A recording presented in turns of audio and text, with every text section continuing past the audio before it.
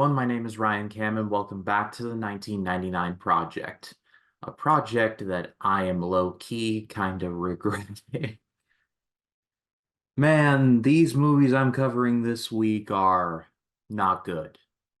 One is the regular kind of bad, and the other is like the so bad, like you have to go, like, how did this even get made?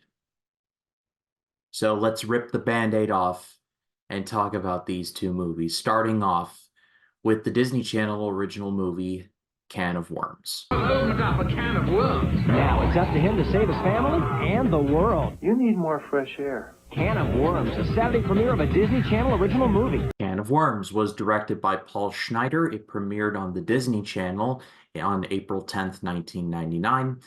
And as you could probably tell, this is a Disney Channel original movie.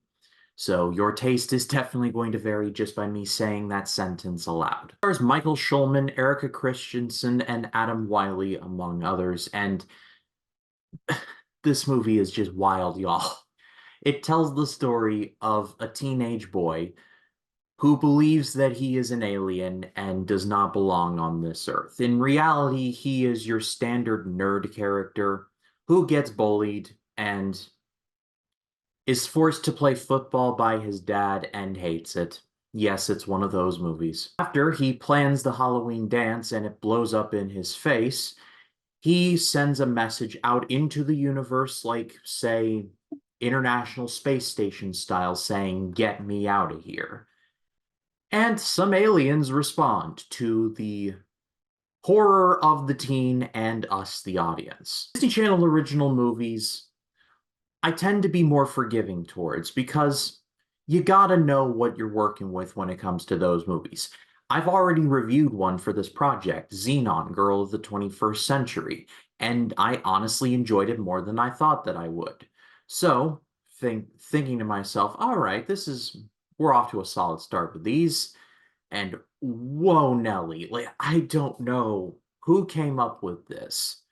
They must have been having a bad day, because man, this was just not it. This movie is divided into two halves. The first half being all the high school stuff where the nerd gets bullied, he falls in love with the head cheerleader.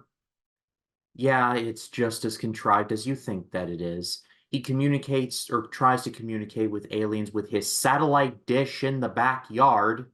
I don't know which is more believable in this movie, the aliens coming to Earth or having a satellite dish that big in your yard.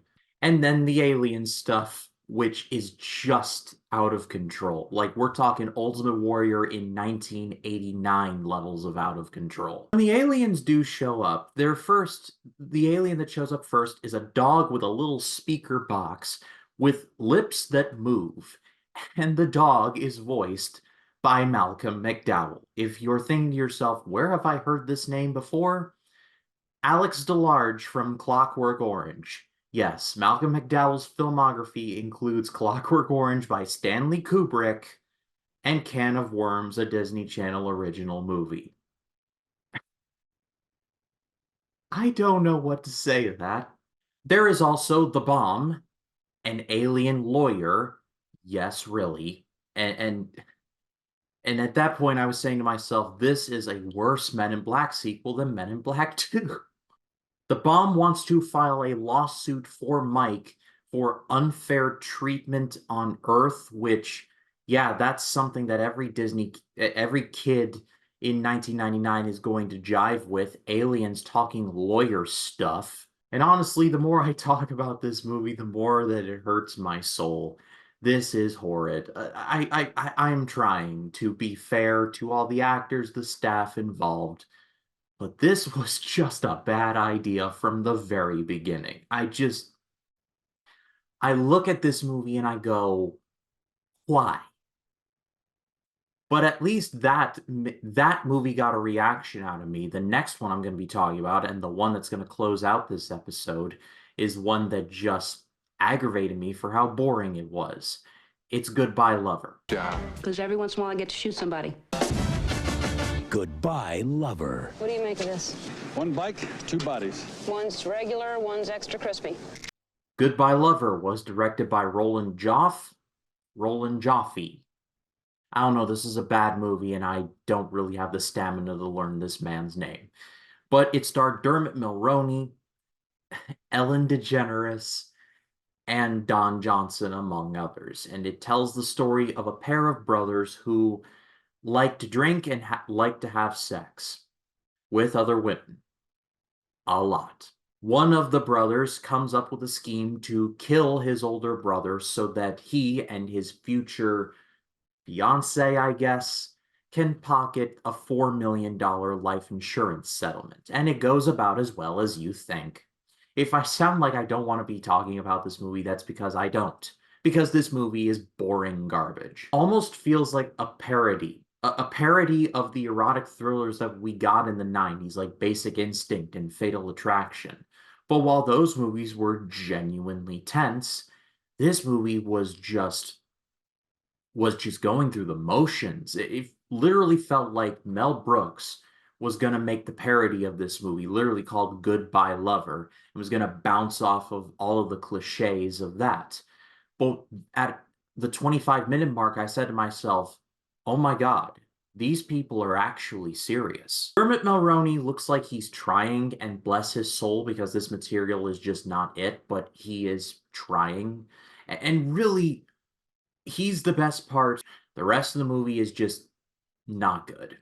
Don Johnson and his fiancée are annoying, and then there is Ellen DeGeneres, who plays a Humphrey Bogart-esque hard-boiled detective with her partner who believes that this was a murder unironically. And even I know, like, dude, there is a motive behind this. And every line of dialogue just reeks of I'm just here to collect a paycheck. Like, and I know that Ellen DeGeneres has a certain reputation nowadays. I understand that. But even if she had a glowing reputation nowadays, her performance in this movie would have been awful. It still was. Funny enough, she played a role in Ed TV, and she was more likable in that movie than she was in this. Literally, this movie is alcohol, sex, and nothing else. The opening scene of this movie is literally two people having sex in a church, where they play really loud organ music to disguise the moaning. Yeah, it makes no sense either. This is yet another movie that is absolutely horrid. I do not recommend this to anyone. Stay far away. It's an hour 45. You will never get back. Oh man, those were all bad. But next week, hopefully, will be better. Fingers crossed. But what did you all think of these movies? If for some reason you have seen them, let me know in the comments. I'd love to read what you have to say. My name is Ryan Cam, and I've got to go lie down.